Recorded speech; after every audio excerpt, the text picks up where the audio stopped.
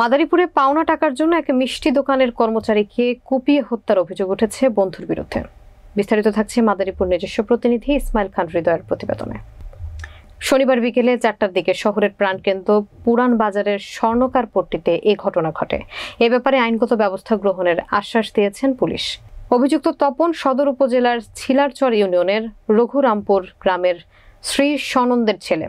প্রত্যক্ষদর্শীরা জানায়, মাদারীপুর শহরের বাণিজ্যিক এলাকা পুরান বাজারের যাদব মিষ্টান্ন ভান্ডারে কাজ করে সদর উপজেলার পূর্ব রাস্তি এলাকার হারান বসুর ছোট ছেলে গৌতম বসু।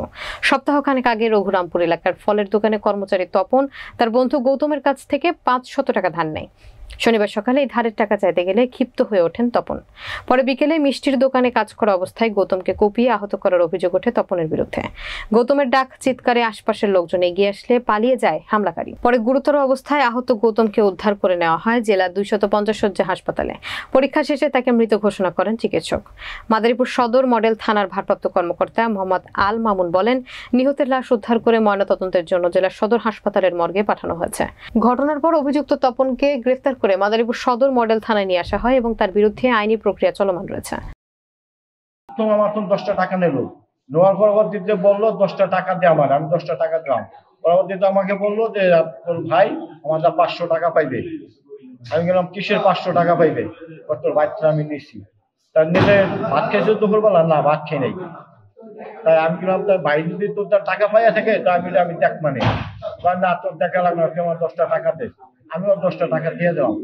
10টা টাকা নিয়ে বাইরে বাইরে আয়া করবো। আইয়া হওয়ার পরবর্তীতে ও বাইরে এগুলো আমি দুপুরবেলা ভাত খেয়ে দিয়েছি। ভাত খেয়ে আমি প্যান্টটা লুঙ্গিটা গায়ে দিছি। এর মধ্যে আমার বাড়িতে ফোন গেছে, একজন দৌড়ে গেছে, তোরা বাড়িতে বয়ে রয়েছ, তোর বাইরে সবাই ফিরে লাগছে। এই হইলো, আমরা দৌড়াই হাসপাতাল আইছি। আইয়া দেখি ঠিকই আমার বাইরে সবাই ফিরে লাইছে কিনা তপন এবং রমেন মুন্সির পোলাপানি। যার আমি সুস্থ বিচার চাই, ওদের ফাঁসি চাই। এবং এটার সাথে রমেন মুন্সির ওই তপনের ভাই আছে। অভিযোগে স্থানীয় লোকজন নিয়ে আসে, তার বাম পাশে এবং সামনে বড় ধরনের একটা ইনজুরি আছে, অনেক রক্তপাত ছিল। আমরা আসার সাথে তৎক্ষণাৎ ইমার্জেন্সি চিকিৎসা করি। চিকিৎসা করার কিছুক্ষণ পরপরই আসলে সে গ্যাস্ট্রিক অবস্থায় আসছিল এবং মারা যায়।